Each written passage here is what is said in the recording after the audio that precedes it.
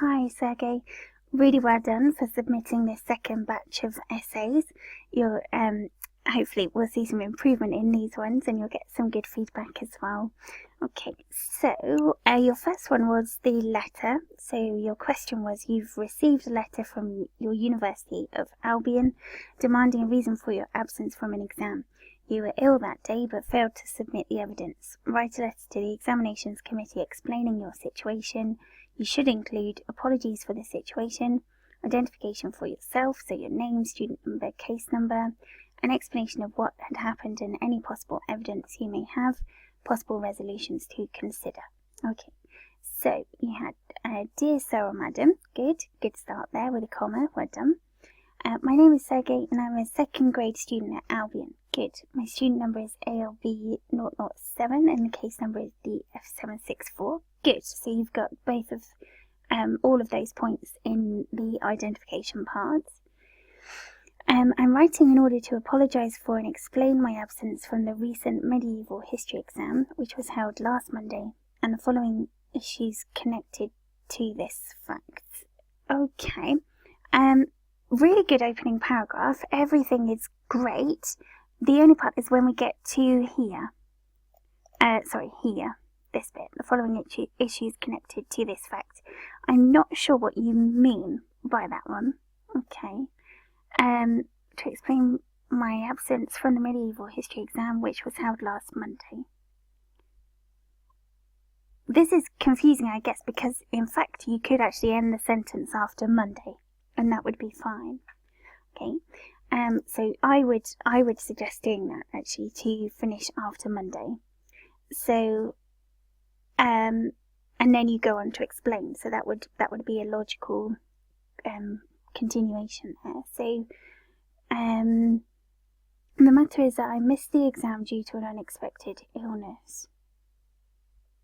Okay, what I would say here instead of the matter is something like, unfortunately, comma, I missed the exam due to an unexpected illness. The night before the test, I had a sore throat and even completely lost my voice. Next morning, I was unable to walk. So this one, the next morning. Okay. Otherwise it's in note form. So the next morning, I was unable to walk because I had an extremely high temperature, no body there, high temperature, and general weakness. Consequently, I decided to arrange my general practitioner's home visit via online medical service. So I decided to arrange a general practitioner's home visit via the online medical service. Unfortunately,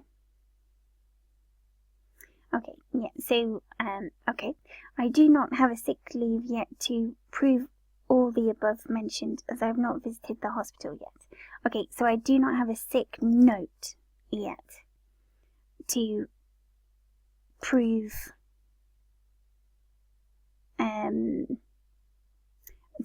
so for example to support what happened here. Okay. As I've not visited hospital yet. Nevertheless, I'm able to provide a screenshot of my request to the hospital that day. In addition, you can contact my general practitioner by phone at and he can certify this fact as well. Okay, so he can confirm this fact as well. Good, okay.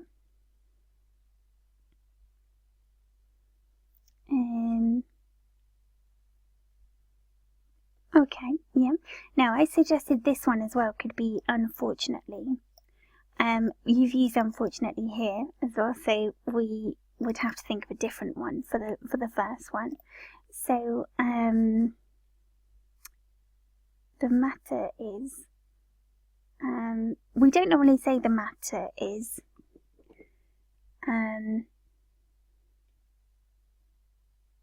you could say,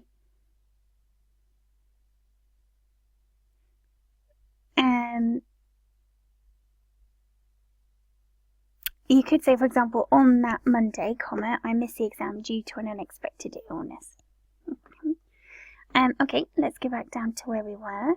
Could you please inform my curator at university and do all required arrangement to postpone my exams? I promise to provide all the necessary documents as soon as I recover. My next visit to the doctor is arranged for next Friday, in any case, I will keep you informed about any changes. Alright then, now the only thing I would say about this is that we need to suggest arrangements or resolutions. So here, possible resolutions to consider, whereas here we're almost telling somebody to do something. So what we need to do is to say, for example, would it be possible to inform my curator at university and arrange the postponement of my exams? ? Okay, so we want to show that we're suggesting this and asking this, not stating it. Okay, good. Okay, so if changing that bit would be important for this point here. I look forward to your reply. Yours faithfully, Sergey. Okay, good. Yeah, we're done. So as we saw there, just a few things to change. Take out the matter is, because we don't normally use that one. As well, you have the end of this sentence. I would take that out as well because it's surplus. We don't really need that bit. And most importantly, make sure that your suggestion at the bottom is a suggestion instead of an instruction. Okay, so by making it a question, okay, or using slightly weaker language instead of telling somebody to do all the required arrangements, but instead, would it be possible to? Okay, but yes, well done. Good work on that one. Let's go on to your next one. So next you've got your essay question. So in some countries, an increasing number of people are suffering from health problems as a result of eating too much fast food. It is therefore necessary for governments to impose a higher tax on this kind of food. To what extent do you agree or disagree with this opinion? So an ever-rising number of people all across the globe are suffering from foodborne diseases. Okay, so so an ever-rising number of people all across the globe are suffering from diseases. Now, diseases is D-I-S-E-A-S-E-S, diseases. This word is deceases, and it means to die. Okay, so be careful with the difference between those two. But yeah, so diseases. Now, foodborne, I would be careful here because that would suggest that it's coming from the germs in food rather than the food itself, so the sugar, salt and fat content. So I would say an ever-rising number of people all across the globe are suffering from illness and disease caused by too much fast food. Okay, so using some of the words from the question, which is normally a good technique just to make sure that you're showing that you're answering that exact question and not anything else. Okay. Okay, so governments reacted to this challenge by imposing increased taxes on unhealthy products. Okay. Now then, you've used this one in the past tense. However, this one here is an idea, okay, in the question, and it's not all governments that have reacted to this by imposing taxes. Okay, so be careful with that one. By using something like governments sometimes react to this challenge by imposing increased taxes on unhealthy products. I strongly agree that this is a wise decision, and I'm going to prove this in the following paragraphs, referring to experience from the UK and the US. Okay, good, well done. Okay, so just being a little bit careful with that second sentence, so that you're suggesting it is an option taken by some governments, not by all of them. Okay. So, there is ample evidence that higher taxes on unhealthy food will stimulate people to maintain a more balanced diet. This is because increased taxes will provoke the rise of prices on junk food, making its consumption unprofitable. Okay, this in turn will shift, so take out the second this, will shift consumers' focus to fresh and balanced products. For instance, a recent tax rise on sugary drinks in the UK has resulted in a 70% drop in soft drink sales figures, in the following month, and boosted demand for bottled water.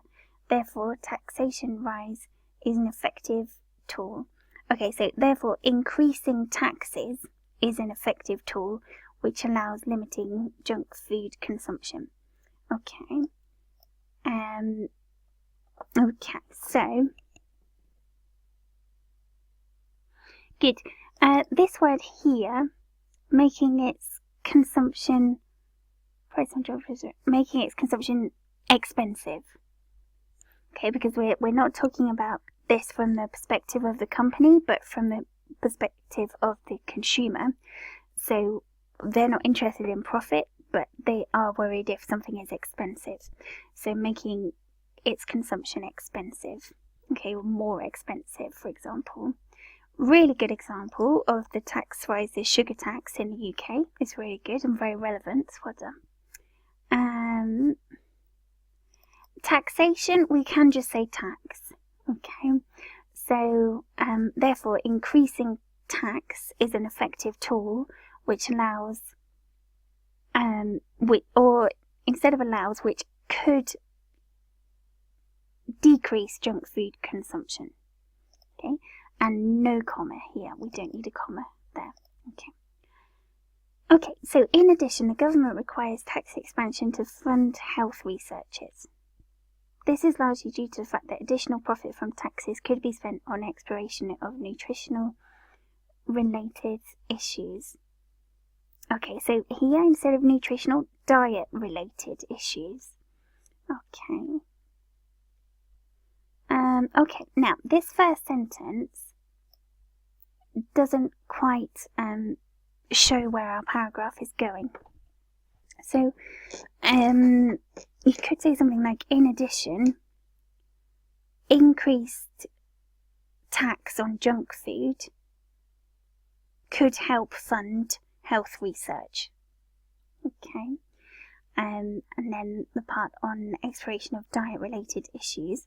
In fact, the vast majority of nutritional research are funded by governments, as they are not in the best interests of food producers.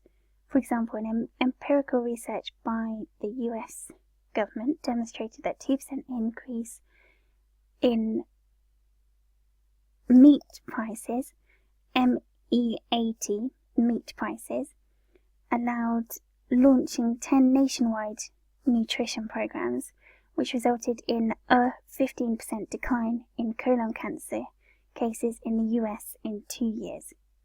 Good.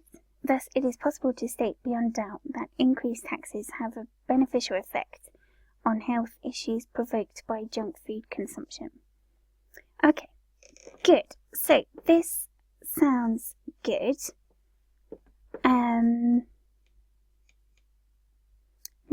I'm just reading through again. In fact, the first.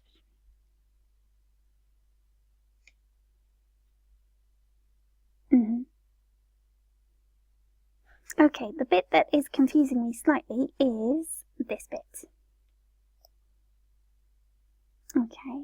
So what is your point here? How does that relate to increasing taxes on health research? Is it that at the moment it's funded by the government, so it would be better if the money was coming from extra tax on junk food? Is that where we're going with this one? 15%. Your example is really good and supports it really well. So thus it is possible to state beyond doubt that increasing taxes on junk food would have beneficial effects on health issues through funding research, for example. It's a bit of a wordy way around this one. I think that's because of the nature of the point you're making here. Good. For that paragraph, I would say it's important to streamline it a little bit because parts of it are very descriptive. Okay, so when you're writing in an exam like this one, it's important to get across your key points first. Okay, so saying something like increased taxes on junk food would mean more money for health research. Health research is important because it helps to improve health across the country. Okay. Simultaneously, taxes on junk food could limit consumption of junk food, but also fund research to help sufferers. Okay. So the thing to do really is to be very concise and state your points very clearly instead of in a descriptive way. Okay, so then if we look at your conclusion, from the examples and arguments given, I firmly believe that governments should increase taxes on unhealthy food in order to improve people's well-being and longevity. Okay, good, well done. For your conclusion, I would just say, and we mention this to lots of students, is just to take your conclusion slightly further. Okay, so here you've mentioned your opinion, but we already know your opinion from the introduction. So what can leave a really good lasting impression on the examiner here? That could be that you say something about the future, what you think will happen in the future. So for example, I believe that many countries will begin to consider increasing taxes as they face health crisis due to junk food. Okay, or it could be that you state for example, what has happened in your country. Okay, so it could be that you say, for example, my viewpoint is supported by the recent action in whichever country, which shows how successful this can be. Okay. So it's just about taking your conclusion slightly further, because at the end of the day, your conclusion is the last impression you make for the examiner. So it's good to kind of end the essay on a high if you can. Okay. But yeah, 2 good pieces of writing, clearly very well thought out and with good examples there. So yeah, definitely work to be proud of. Well done.